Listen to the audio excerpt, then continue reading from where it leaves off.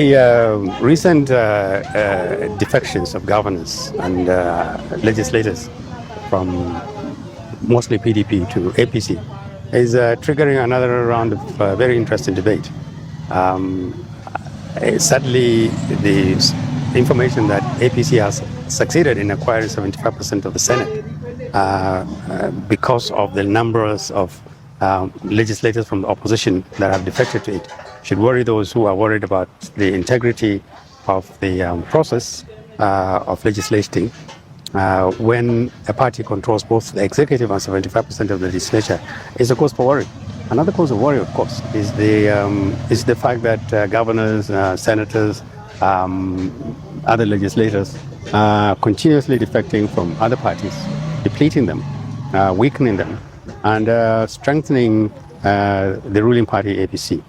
Ordinarily, people would say this is a good thing.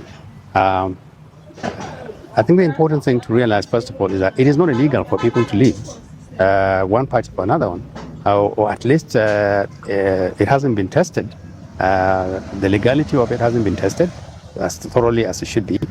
But it appears as if Nigerians are resigning to the fact that because legislators don't necessarily have to abide, politicians don't necessarily have to abide by the Nigerian law. They can just wake up in the morning and call everybody and say, I'm leaving my party, I'm going to another party. Those who want to follow me can follow me. Now, this is a very worrisome thing because it suggests that our democracy is very superficially located and is located only within the politician. It has nothing to do with the people who voted for these politicians who are defecting, the people who need to be consulted, the people whose consent needs to be acquired, engaged by the politicians. And above all, we have to worry about the fate of the Nigerian democratic system. Those who blow the whistle and worry about the fact that it is possible that we are in the process of creating a one-party state may not entirely wrong in their understanding of the situation. My own view about this is that we haven't seen the end of this drama. Clearly, the opposition is weak and is weakening, but it's not necessarily weakening because of the transactional nature of APC people who are moving from PDP and other parties to the APC. It is worrisome because the opposition doesn't appear to have fixed itself in a situation where it can say to Nigerians, don't worry about politicians who move with their mandates and your trust and your confidence, and they just change parties. A politician that wakes up in the morning and says, I'm PDP in the morning, but in the evening I'll be APC, will betray you. And that's a fact. If he can betray a party that gave him a mandate and a ticket to be, the people don't mean anything to him. His party people don't mean anything to him. It's about him and him alone. Those kind of leaders shouldn't be supported. But we haven't gone to a point where an opposition is now saying to Nigerians exactly what this represents. It represents an abdication of responsibility on the part of elected people who would leave their parties, the parties that give them support, the parties that give them platforms, parties that give them votes, and then they move on. We should worry about these kind of politicians. Again, the opposition needs to look at itself. Just how much is it doing to reduce this attrition by the APC against them? The PDP has been crippled, very, very badly crippled, by both internal issues as well as the assault from APC itself. There doesn't appear to be much evidence that the PDP is willing to fix itself.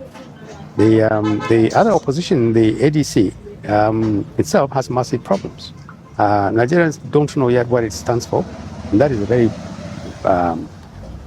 unfortunate thing, because a party that wants to provide a different type of leadership, to create a different type of Nigeria by now, ought to be identified with more than just the ambition of those who are running it.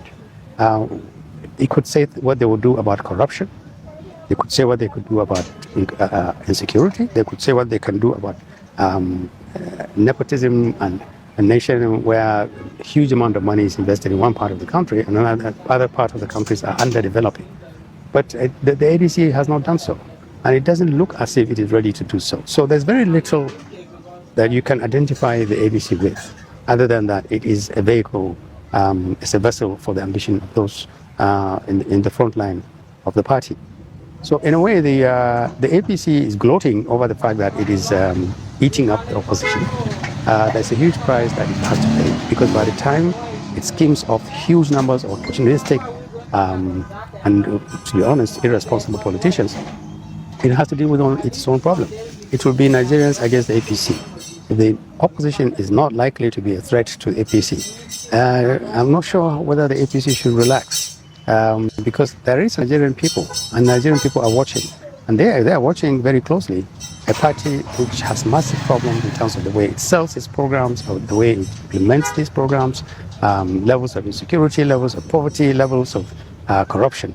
And when they have to vote, unless you are absolutely certain that the votes will not count, and Nigerians will just merely go through the process of electing who they want, but you are going to turn the result at the end. If one were advising the APC, one would say, watch the Nigerian people. The elections of 2027 could end up being the election, a tussle between APC and the Nigerian people.